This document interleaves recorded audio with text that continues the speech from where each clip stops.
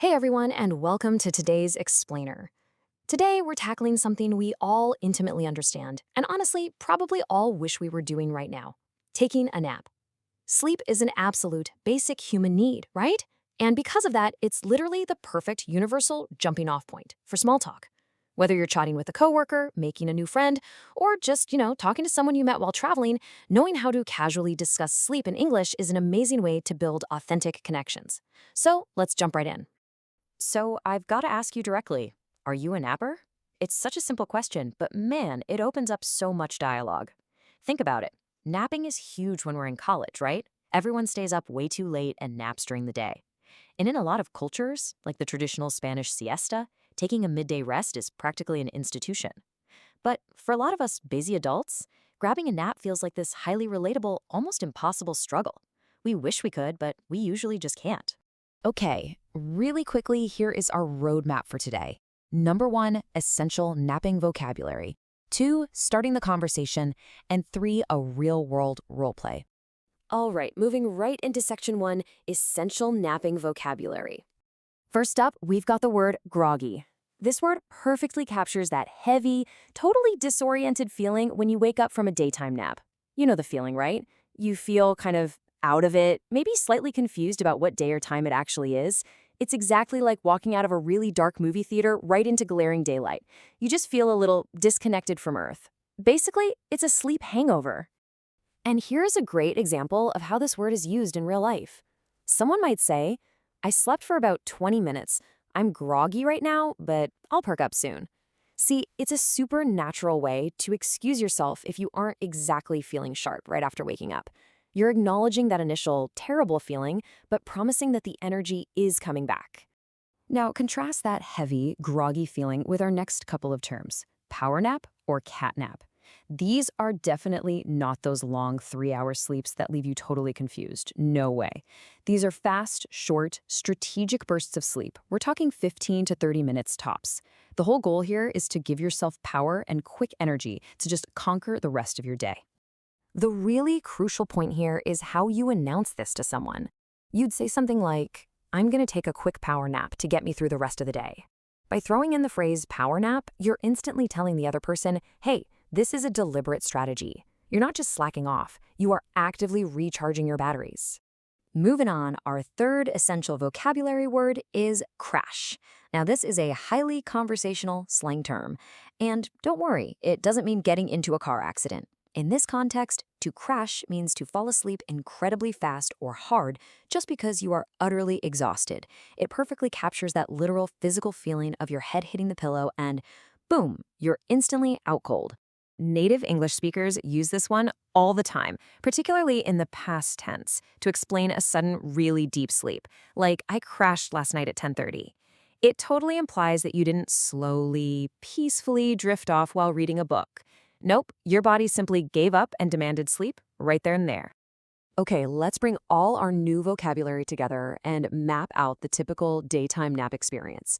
Stage 1, you're so incredibly tired that you just crash hard. Stage 2, you wake up feeling terrible and groggy, genuinely wondering what year it is. And stage 3, give it about 30 minutes and you finally start feeling the refreshing benefits of that power nap. It's a journey we've all been on. Let's transition into section 2, starting the conversation. If you want to get chatting, here are some incredibly natural, casual starter questions you can totally memorize and use with colleagues or friends. Are you a napper? Is wonderfully direct. Are you able to take naps? Is great because it acknowledges that as adults, actually finding the time or ability to nap is really difficult. And then asking, do you feel refreshed when you wake up, immediately invites the other person to share exactly how naps physically affect them. Of course, you also need to know how to answer when someone turns the tables and asks you. Here's a quick menu of authentic, native-sounding replies.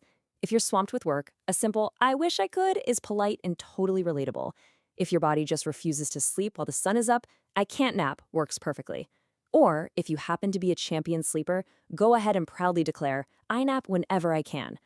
Now, this is a really vital difference you've got to remember. Strict textbook grammar might tell us we have to ask, for how long do you nap? But honestly, in casual spoken English, native speakers actually just say, how long do you nap for? Ending a sentence with a preposition like for is absolutely normal in everyday chat. I promise. No native speaker is going to correct you on this. Remember, human connection is always, always more important than strict grammar perfection. Just go with the flow. Okay, once you've established the basics of someone's napping routine, you can drop in this fun, escalating follow-up question. What's the craziest place you've ever taken a nap? I love this one. It's specifically designed to spark entertaining personal anecdotes. It brilliantly moves the conversation away from boring daily routines and straight into storytelling. And that is exactly how you sustain a genuinely great chat. To show you exactly where this kind of engaging question can lead, our sources shared some downright hilarious stories. One person admitted to pushing through an overnight flight to Europe, staying awake, only to completely nod off in the front row of a museum movie while everyone around them laughed. Another shared a story about their sister-in-law who went to a New York bar, fell asleep super early, and the staff actually thought she was completely drunk. I mean, these are the exact kinds of memorable stories this one topic unlocks. All right, let's look at Section 3. Real-world role play. Let's set the scene. Friend 1 expresses fatigue, saying, "I just feel so tired." Friend 2 naturally steps right in with our starter question and a suggested solution. "Are you able to nap? Maybe you can take a power nap when you get home." See how that works? It's empathetic, it's helpful, and it immediately puts our target phrase, power nap, right to work.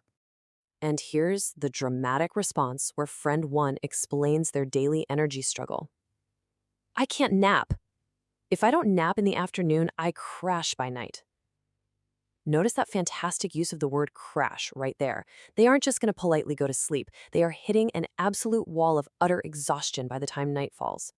The conversation just continues to flow really nicely. Friend 2 asks, "Well, how long do you nap for?"